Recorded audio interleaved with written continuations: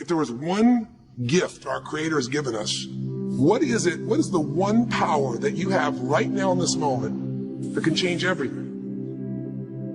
This one singular individual power that can change anything in our life, regardless of what's happened to us. And I know you know the answer. The answer is the power of choice. The one thing we have in this world is we can't control the events, but we can choose what to focus on, we can choose what things mean, and we can choose what to do.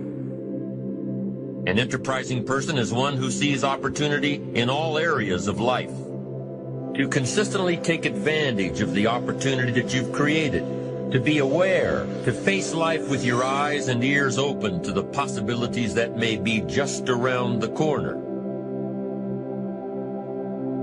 Your attitude can have a greater impact on your success than your IQ. You can be extremely talented, have incredible potential, but if you don't have the right attitude, it will keep you from rising higher. And we spend all kinds of time and money making sure the outside looks good.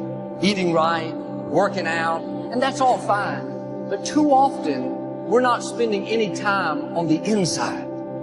There are only 86,400 seconds in a day. And you gotta not only operate in them, you gotta do it quick. You gotta do it fast. You gotta do it in a hurry. Why? Because there's somebody else who's on the same track you are. Somebody else, they're on the same path that you are. It's somebody else just like you trying to do it. And sometimes they're working just as hard as you're working. They're putting in just as much sweat, just as much tears, just as much blood. But you just gotta do it what? You gotta do it faster than they do it. You gotta do it quicker than they do it. Are you listening to what I'm saying?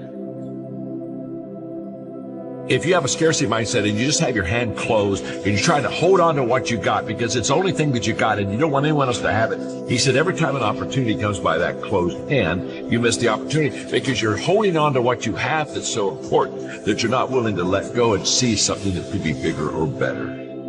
And we just need to be open-handed. A lot of us never accomplish our mission because we will not be honest about our motives. So we'll say what we think we should want. And that's why we never get anywhere in prayer and why we never get anywhere in self-awareness. Since we cannot change the circumstances, but we can change ourselves. We change what we do. What you have at the moment, you've attracted by the person you've become. If you will change, everything will change for you. You don't have to change what's outside. All you've got to change is what's inside. To have more, you simply have to become more. And then he said, don't wish it was easier, wish you were better. Don't wish for less problems, wish for more skills. Start working on yourself, making these personal changes. And he said it'll all change for you.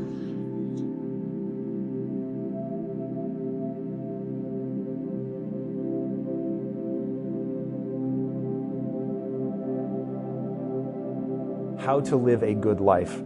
And that's where I want to start. And it'd be really interesting to hear your definition of like what kind of life and way of thinking should we be aiming for? Yeah, well, it's a hard question because my notion of human well-being is really open-ended. I don't think we understand what the horizon is, if in fact there is one, for kind of ultimate flourishing of conscious minds. We have a pretty good sense of what we don't want and are right not to want. We don't want to be terrorized and depressed and finding ourselves constantly in conflict with strangers, finding our aims frustrated. So the generic situation we want to find ourselves in more and more is to effortlessly cooperate with creative and happy strangers, right? There's 7 billion of us. We need institutions and laws and norms and ways of thinking that take the friction out of pleasurable and non-paranoid interaction with strangers. It's not just about having, 5 or so close friends who have your back, right? I mean, clearly we're all on the same team on some basic level. And if we can't figure out how to build a civilization where everyone thrives to some degree, we'll have the world we currently have until it becomes unsustainable. Because we're in a situation now where I think it's reasonable to worry that our default state of partisanship and tribalism and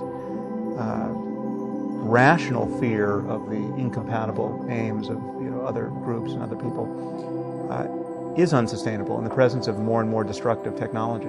I think we have to get our act together psychologically and socially in a way that we haven't yet. All right, then talk to me about weakness. One of the things that I found so extraordinary about your story and how you got started with Michael Jordan is that you wrote to every player on the Chicago Bulls except Michael Jordan saying, hey, I can train you, but only Michael reached back out. Like, that to me is such a signal to what greatness is. Why, when he was already on the path to being one of the greatest players in the NBA, why do you think it was him that reached out? Well, you just brought up the weakness point. He recognized he had a weakness. Not a flaw, he had a weakness. And he said, I must figure out how to make this weakness my strength. Now, what a lot of individuals do is they'll take their weakness and make it into their strengths, but they stop working on their strengths and they don't advance all of those things. That's a very key component there. Recognize your weakness. Recognize what you're not good at, what you're not talented at. Do you have the ability to raise that level? And there's some things most people just don't. A lot of the weaknesses you can work on, but there's some weaknesses that are just your weaknesses. Now, how do you work with those things?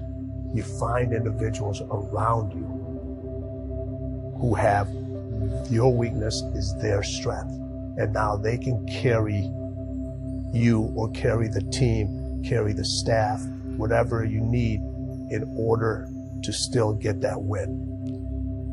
And we're so worried about hiding our weaknesses and denying the weaknesses from ourselves and from other individuals. And a lot of people won't identify them because they get very emotional. When you talk about an individual's weakness and you tell them, there becomes a lot of emotion. First time they do is, that's not my weakness. How dare you say that? They get very defensive. They get very, very defensive. And everyone says in any relationship, whether in business, personal, everybody wants the truth. They'll say, please be honest with me. Well, your weakness, when you tell somebody about their weakness and you're being honest with them, they think you're attacking them. All right.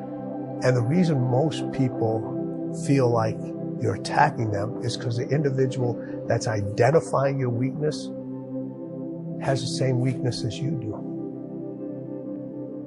And they don't deal with it, but they want you to deal with it because they're hoping if you deal with it, you can help them. And the best way to turn a weakness into a strength is very simple. Find individuals who your weakness is their strength and find out what they did or how you can associate with that individual. We suffer on all different levels of suffering. Some people suffer on a high level, some people suffer because is the job going to get done? You have these moments of suffering, no matter if it's 5 minutes of suffering or an hour of suffering or months of suffering. Some people lose a relationship and they suffer for years. And if you can limit the time you suffer, the more you can work on the solutions that better your life. Life is bounded by mortality, but that doesn't mean that you don't get out there and contend, and you develop by contending, and you minimize the net amount of suffering in the world. And that's something, man, that's something to do. If you want to be great, the burning sensation is you having to accept that you fucked something up, not as far along in the journey as you want to be, and what you have to learn how to do. If you want to be great, you have to learn to let it burn. It's an opportunity, and the opportunity is on many levels to rethink your life, to rethink your values, to rethink where you're going, to rethink what your career should be, what your relationship to other people should be. It's a time to reorient yourself to who you are and what you like and what what your goals are and what makes you unique. If you take that attitude, then the obstacle is the way. If you have that attitude where obstacles are actually the path forward, nothing's going to stop you. But it's all how you look at things. It's kind of a mental process that you switch to seeing the positive side. And you have to own all those things that people may have done to you. Now it's yours. You got to own it. And it's yours now to fix the problems that people did to you. It makes no sense. It's not fair. I get it. But if you live in that woe is me mentality of guess what? My dad did this to me. My mom did this to me. People who bully did this to me. You're going to always live right there.